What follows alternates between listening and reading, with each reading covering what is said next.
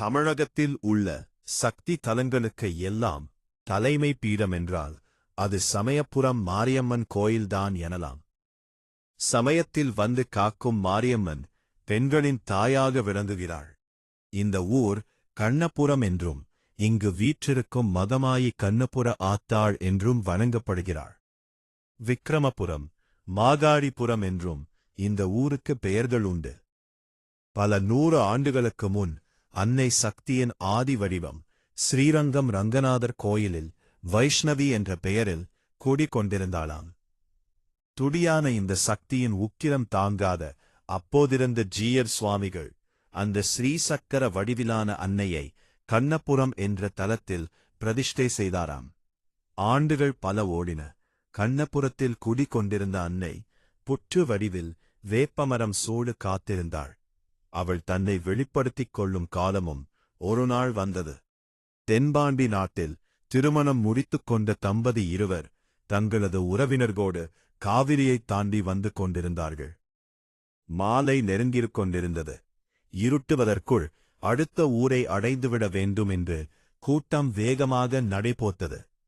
முதியவர்களும் குழந்தைகளும் மட்டும் மூடப்பட்ட வண்டியில் பயணம் செய்து கொண்டிருந்தனர்.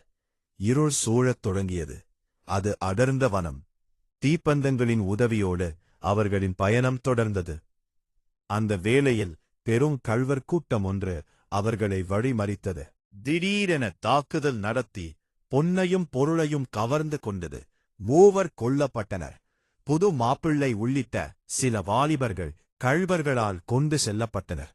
இந்த தாக்குதல்கள் நடந்து கொண்டிருந்த வேளையில் மானம் காக்க வேண்டி மணமகளும் அவளுடைய தோழி ஒருத்தியும் அங்கிருந்து தப்பி காட்டுக்குள் மறைந்தனர்.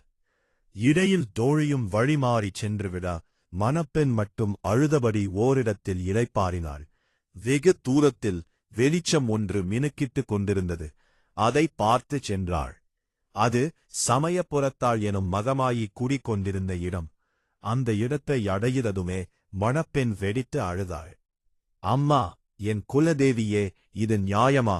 காலையில் ஏறிய திருமாங்கல்யம் இரவுக்குள்ளாகவே இறங்கிவிட்டவே. என் உறவுகளும் சுற்றங்களும் என்னை விடு போய்விட்டார்களே. காலமெல்லாம் உன்னையே நம்பியிருந்த என்னை கைவிட்டு விட்டாயே.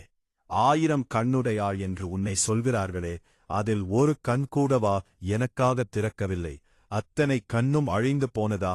தெய்வம் என்று உன்னை நம்பியவளுக்கு இதுதான் நீ காட்டும் நியாயமா? சத்தியமாக சொல்கிறேன், இந்த இரவுக்குள் எனக்கு நியாயம் கிடைக்காவிட்டால், என் உறவுகள் வந்து சேராவிட்டால், இதோ நீ குடிக்கொண்டிருக்கும் இதே மரத்தில் தூக்கிட்டு தூங்குவேன். என் சாவுக்கு காரணம் நீயே என்று மண்ணில் எழுதி வைத்துவிட்டு செத்துப் போவேன். இது உன் மீது ஆணை, என் திருமாங்கல்யம் மீது ஆணை என்று வெஞ்சினம் கூறி சபதமிட்டாள் அந்த மணமகள். இரவு நீண்டது. நள்ளிரவில் தனித்து அந்த மரத்தடியே அமர்ந்திருந்தாள் மணமகள். ஓடி வந்த களைப்பும் சோகமும் அவளை உறக்கத்தில் ஆழ்த்தியது. எனினும் வலுக்கட்டாயமாக விழித்திருந்தாள். தொலைவில் ஒரு சலங்கை சத்தம் கேட்டது. மத்திம வயதுள்ள ஒரு பெண் அவளை நெருங்கினாள். புதிதாக வந்த பெண்ணின் அழகும் தேஜசும் அந்த மணமகளை கவனம் கொள்ளச் செய்தது. நீ யாரம்மா என்று அந்த மத்திம வயது பெண் கேட்கவும் எல்லா கதையையும் மணப்பெண் கூறினாள்.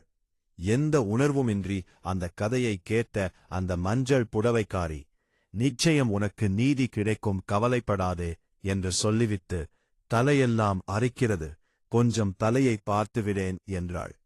எந்த காலத்திலும் பெண்களுக்கு தலை பார்த்து விடுவது என்பது விருப்பமான செயல் என்பதால் மணப்பெண்ணும் அவள் தலையை பிரித்து பார்க்கத் தொடங்கினாள்.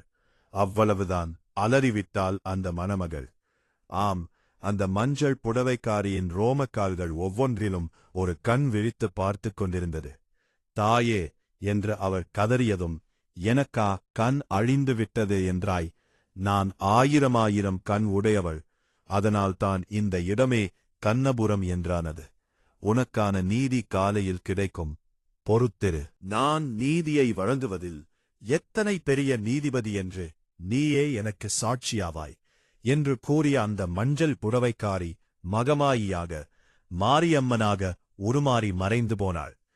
வெலவெலத்து போன மணமகளோ அம்மனைக் கண்ட அதிர்ச்சியில் மயங்கி விழுந்தாள். பொழுது விடிந்தது. விஜயநகர் ஆட்சியைச் சேர்ந்த காவலர்கள் அலர் அந்த கள்வர்களையும் அவர்கள் கடத்திக் கொண்டு போன சிலரையும் கூட்டிக் கொண்டு அங்கே வந்தனர். இறந்துபோன மூவர் தவிர அந்த பெண்ணின் உறவுகள் எல்லாம் அவளைக் கண்டு அணைத்துக் கொண்டனர். கள்வர்களுக்கு தண்டனை கிடைத்தது. மணமகளுக்கும் திரும்பவும் ஓர் இனிமையான வாழ்வு கிடைத்தது. எல்லாம் சமயபுரத்தானின் பேரருளின் விளைவாக நடந்தது. அந்த பெண் தன்னாலான பொருளுதவியை கண்ணபுரத்து ஆலயத்துக்கு அளித்தாள்.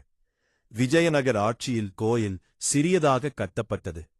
பிறகு கிபி 5004 விஜயரங்க சொக்கநாத நாயக்க மன்னரால் தற்போதைய ஆலயம் கட்டப்பட்டது.